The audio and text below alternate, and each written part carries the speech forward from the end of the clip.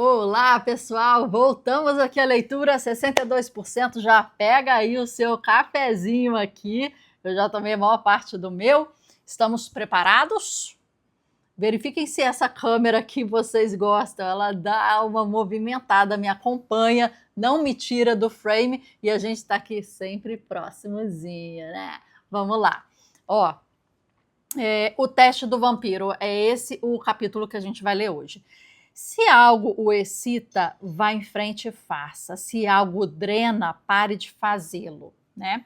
Tem coisas que parecem muito básicas assim da nossa vida, né? Mas às vezes a gente precisa ouvir o básico repetidamente para que aquilo entre no nosso fluxo. Você sabe como é que é? A gente sabe que para emagrecer a gente tem que ter um déficit calórico, quer dizer, a gente tem que gastar mais calorias e energias do que a gente consome, né? O que mais importante é a alimentação. Se você pega uma base importante para isso, é a alimentação. Depois é exercício, né? E aí vão outras coisas da pirâmide.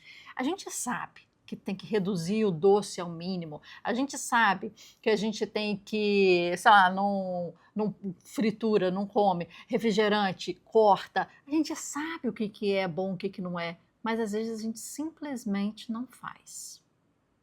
E por quê? Esse que é o ponto, né? Vamos lá? Vamos na leitura?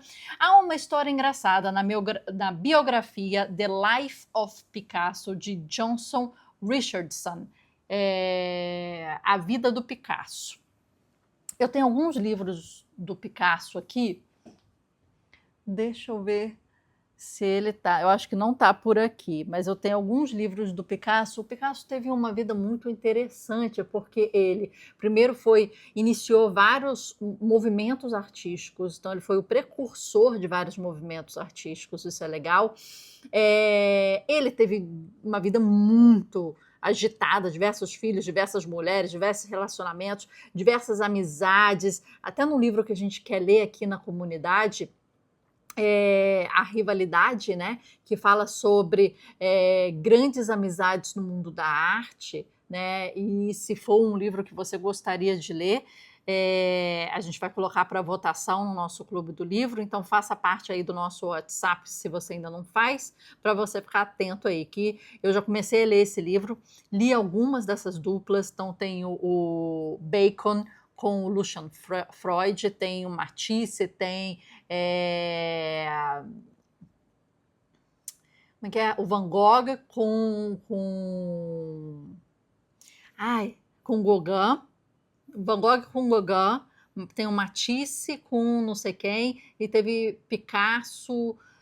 São caras históricos, mas que mostra a relação de amizade, como essa relação de amizade mudou a história da arte, ou mudou a arte daquelas pessoas. Um livro muito interessante.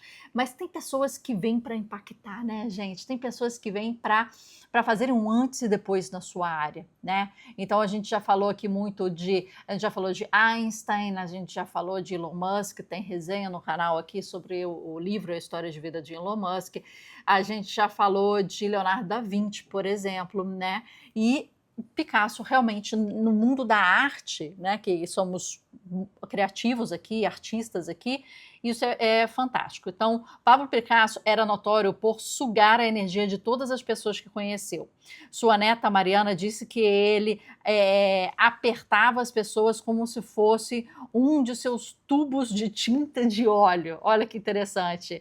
Você teria um dia agradável conversando com o artista e voltaria para casa um pouco nervoso, cansado, enquanto Picasso entraria em seu estúdio para pintar a noite toda, usando a energia que sugou de você. Muita gente passava por isso porque gostava de estar na companhia de Picasso o dia todo, mas não Constantin Brancusi, escultor nascido na Romênia. Brancusi era originário dos montes Cárpatos e reconhecia um vampiro quando estava diante de um. Ele não queria ter a sua energia e os frutos da sua energia sugados por Picasso, por isso se recusou a ter qualquer contato com ele. Brancusi praticou o que chamam do teste do vampiro. É uma maneira simples de saber quem você deve ter na sua vida, quem você deve deixar de fora. Se depois de sair com alguém você se sente desgastado e esgotado, essa pessoa é um vampiro. Caso saia com alguém e ainda se sinta cheio de energia, a pessoa não é um vampiro. É claro que o teste do vampiro contempla muitas coisas em todas as vidas, não apenas pessoas. Você pode aplicá-los a trabalhos, a passatempos, a lugares e etc, né? Vampiros não podem ser curados. Se encontrar um, faça como o Brancusi e o afaste da sua vida para sempre. Parte do ato de criar está em descobrir os seus semelhantes. Eles estão em boa parte, mas não procure por eles em locais errados. Henry Miller. Vamos falar um pouquinho sobre essa questão de vampiros, porque muitas vezes encontramos vários vampiros na nossa vida, não é mesmo?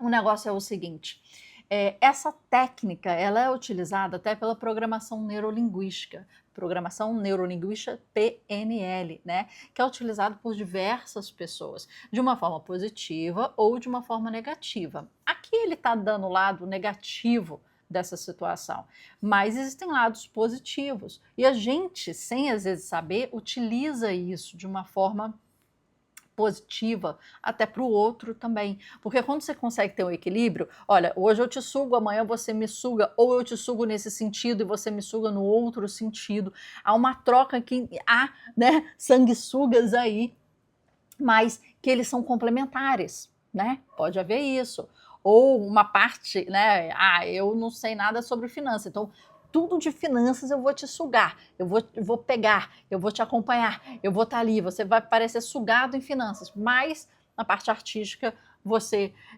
não sabe. Então tudo de processo criativo, de desbloqueio, bloqueio criativo, etc., eu vou te sugar. Então isso é uma coisa muito importante. Agora, num dos materiais do Pablo Marçal, por exemplo, a gente observa, você gostando dele ou não, tá? Independente disso, né? Eu tô falando, a gente fala aqui de técnicas, de estratégias, de insights.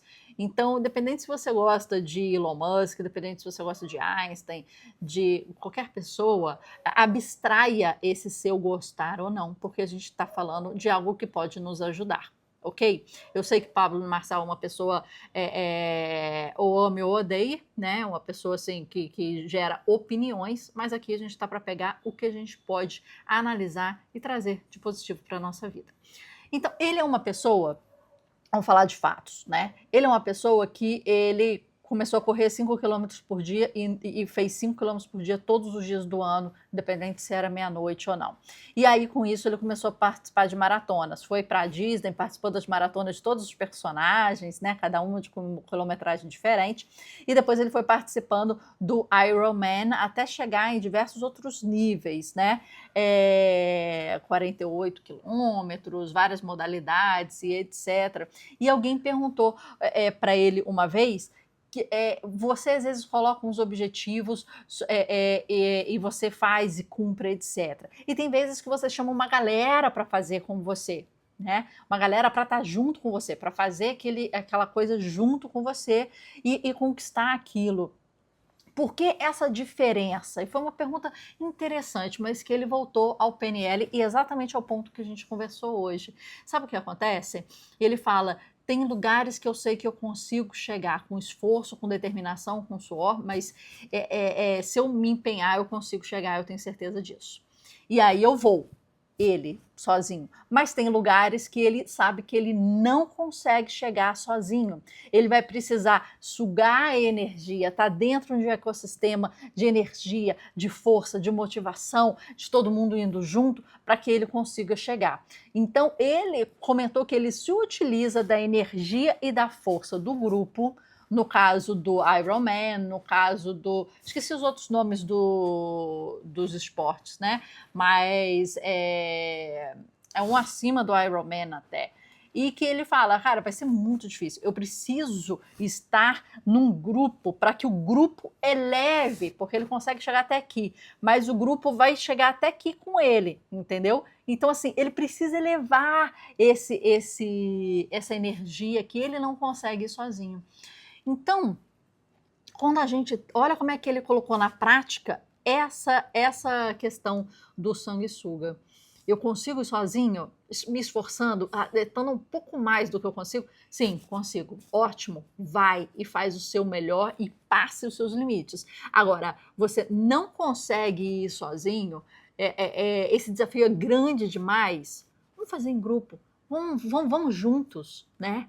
Vamos juntos. Eu tenho aqui um plano de fazer O Caminho do Artista da Julian Cameron, sabe aquele livro que estipula algumas semanas e exercício todas as semanas e exercícios diários, e é difícil manter a disciplina, né? Eu já consegui fazer 2 semanas certinho, direitinho, depois viajei, deu uma quebrada, mas de repente se eu for junto com uma galera e a gente se comprometer e fizer junto e se ajudar, a gente consegue ir mais.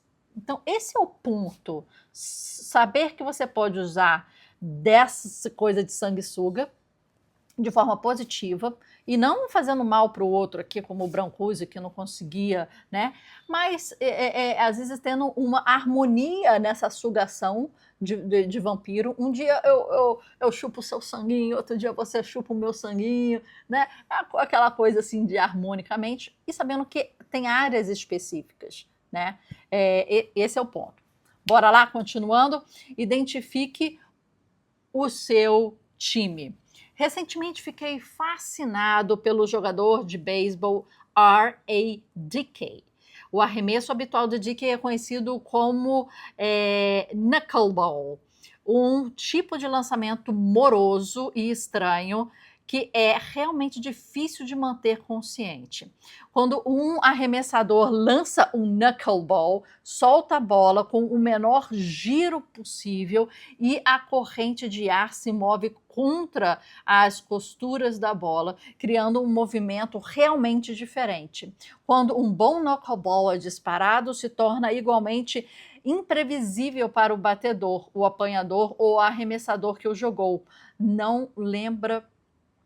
Você não lembra muito do processo criativo? Ele coloca aqui. Os arremessadores adeptos do knuckleball são basicamente os patinhos feios do beisebol. Como existem poucos deles, formam uma espécie de irmandade que se encontram muitas vezes para dar dicas uns aos outros. Dickey escreve em suas memórias Whenever I Wind Up, sobre o quão raro isso é. Não há chance de um arremessador adversário, não importa o quão bom seja, me convidar para ver suas táticas de agarrar e de jogar bola. São os segredos de estado. Com seus companheiros de knuckleball, no entanto, as coisas são diferentes. Os arremessadores de knuckleball não guardam segredos. É como se tivesse uma missão maior, além dos nossos próprios destinos, uma missão de passar o conhecimento adiante para manter o arremesso vivo. Quando você descobre seus parceiros, você cria o seu time. Ó, a gente está aqui, tá? Quando você se mostrar e se apresentar seu trabalho, você vai conhecendo o seu time, como Dickey e seus parceiros do knuckleball. Estes são seus semelhantes, o povo que divide as mesmas obsessões e que compartilha sua missão, por quem você se sente um respeito mútuo. Serão poucas pessoas, mas elas são muito importantes. Faça o que puder para investir no relacionamento com elas. Cante os louvores ao universo, convide-as para colaborar em projetos, mostre seu trabalho para elas antes de mostrar para o resto do mundo. Ligue para elas e compartilhe seus segredos. Mantenha esse grupo o mais perto possível. É só uma questão de prestar atenção. A atenção é vitalidade. Ela conecta você com os outros. Susan Sontag, uma grande fotógrafa que tem livros maravilhosos. e a gente quer muito ler o livro dela chamado Sobre Fotografia. Já anota aí que é uma dica. Vai colocando essas dicas de livros que a gente vai citando, falando, esses autores, na sua salve para depois, na sua pastinha salve para depois dentro da Amazon, tá? Porque esses são livros muito interessantes, realmente, tá bom? Ela foi uma fotógrafa fantástica, que tem ideias maravilhosas. Vamos continuar aqui? Faça encontros com o mundo real. Você e eu estaremos por aí por muito mais tempo do que o Twitter e nada substitui o cara a cara. Rob Delaney. O fato de muitas das minhas pessoas favoritas no mundo terem entrado na minha vida por meio de códigos binários me assusta um pouco. A mim também. Você não? Eu tenho várias pessoas que eu conheci online, não conheci pessoalmente, continuam online e são muito bons amigos online. Adoro encontrar meus amigos virtuais na vida real. Ele coloca o código na vida real NVR. Nunca há constrangimento, sabemos tudo um dos outros e o que cada um faz. Podemos beber as cervejas, falar sobre grandes ideias. Algumas vezes perguntei às pessoas o que achavam que era a melhor coisa sobre a internet e elas apontaram para a mesa e disseram o que estamos fazendo aqui. Olha que legal. Gosto muito do fenômeno encontro. Um grupo online marca um evento num bar e num restaurante e convida todos a aparecer num determinado horário local. Há muitos desses tipos de encontro em Austin e tenho certeza de que há um bando na sua cidade também. Se não tiver, marque o primeiro. Eles são muito menos estressantes do que as formas tradicionais de contato, porque você já conhece um monte de gente que vai aparecer além do trabalho delas. É claro que o encontro não tem que incluir um número enorme de pessoas. Se você tem amizades duradouras na internet, que moram na mesma cidade, convido-as para um café. Se quiser esbanjar, ofereça-se para pagar o almoço. Se estiver viajando, deixe seus amigos virtuais saberem que você vai estar na cidade. Gosto de pedir para meus amigos artistas para me apresentar aos seus museus de arte favoritos e aos meus amigos escritores para me levarem às suas livrarias favoritas. Se enchermos o saco de conversar uns com os outros, podemos dar uma olhada no lugar. E se ficarmos de saco cheio do lugar, podemos tomar um café. Conhecer pessoas na internet é incrível, mas transformá-las em amigas na vida real é ainda melhor. Vamos parar por aqui porque terminamos o número 7. Amanhã a gente entra em 69% aqui do Kindle no número 8. Só para falar, já estive em Austin, Texas umas 3 vezes. Foi uma experiência fantástica. É uma cidade nos Estados Unidos que tem o maior índice de pessoas magras. É o segundo vale do silício dos Estados Unidos, tirando na Califórnia. Mas lá tem as diversas empresas tecnológicas. Tem desde a IBM, Facebook, né? E diversas outras, né, empresas de tecnologias, Google, né? Então é um segundo vale do silício. É a cidade do Lance Armstrong, aquele ciclista, né? Então é uma das cidades mais esportivas dos Estados Unidos. Você vê muita bicicleta, muita ciclovia, muito passeio de barco, remada, né? Então é uma das cidades mais ativas dos Estados Unidos. Então, parques abertos, grama, muita coisa interessante nesse sentido. E é uma das cidades mais musicais dos Estados Unidos. Então, galera da música, lá qualquer esquina tem gente cantando, dançando, os bares com música ao vivo. Então, é conhecido pela música. A cidade tem um bordão que se chama Keep Austin Weird, mantenha Austin sendo weird, diferente, estranha, né? Ela tem muito aquelas roupas tie-dye, né? Muito lá. E acontece um dos maiores festivais de arte e tecnologia do mundo, chamado South by Southwest, aqui no Brasil ou lá fora, mas a gente chama de SXSW. Se você não conhece, esse festival normalmente acontece em março, né? Não tem data certa, mas assim, eles avisam antes. Eu nunca fui, eu tenho muita vontade de ir, seria um que eu tinha vontade de ir visitar. Que é muito interessante. E assim, tem uma parte de filmes que são estreados lá nesse festival antes de ir para Cannes, antes de ir para o cinema. Arte e tecnologia de inteligência artificial ligada a artes, projeções, e é um festival que mescla arte. Então tem shows, tem cinema, tem música, tem instalações, mas também tem palestras. Então, várias palestras com escritores, autores, diretores de diversos centros como Google, pensadores de novas tendências de futuro, né? E aí eles têm sempre um nicho que é futuro, com novas tecnologias, né? É o bem-estar social, né? E environment, também falam muito de como é que fala? Environment, né? Ecossistema. E parece uma junção muito interessante de diversas coisas. São, acho que, 10 dias. É um tempo, assim, bem grande de muitas atividades. Então, por mais que você não vá ou não possa ir, eu nunca estive lá, mas, assim, é bom nesse momento você estar atenta, porque tem muito material gratuito, tem muitos brasileiros que vão e que falam sobre os insights que tiveram lá. Então, fica a dica, SXSW, South by Southwest, em março. A gente está em janeiro, então já fica atento aí nas ações de março. E eu gosto sempre de saber dos insights que tem nesses eventos, né?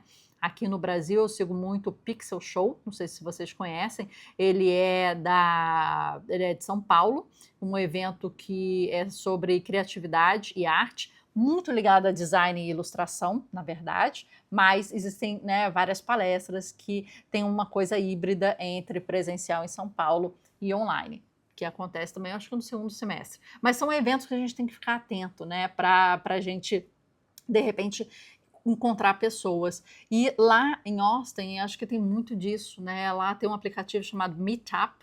Meetup é de encontro, em que você pode fazer grupos por interesse. Então, eu tenho interesse em arte, em pintura, ou em novas tecnologias, inteligência artificial. Então, tem grupos de interesse que se encontram para conversar sobre interesses. Isso é muito interessante, né? Eu acho que eu vejo muito mais isso nos Estados Unidos do que no Brasil, por exemplo, né?